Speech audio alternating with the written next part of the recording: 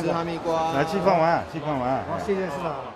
市长王伟特碰到香瓜，亲自请民众试食，为了就是希望有更侪人知影，台南出产的香瓜是有偌好食。这种难得好瓜败光瓜快闪刺激，这一日就伫咧迪霸大碗巴登场。我们今天主要跟各位介绍的就是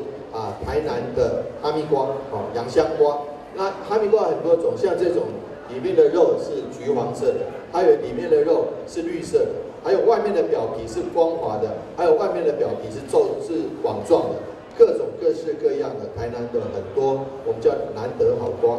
是很希望大家一起来品尝。那今天很多我们来到我们全台湾最好的这个竹北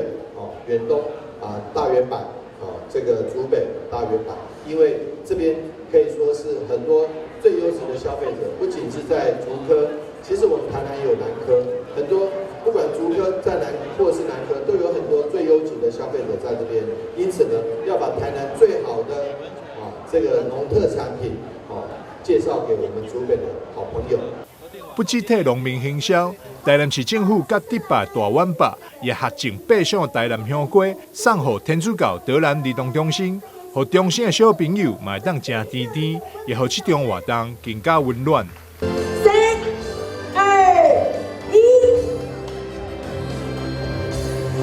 除了香瓜，伫快闪刺激现场，嘛会当看到后壁过好米、生化水果干、关庙的关庙面、干电的酸菜白肉锅等等，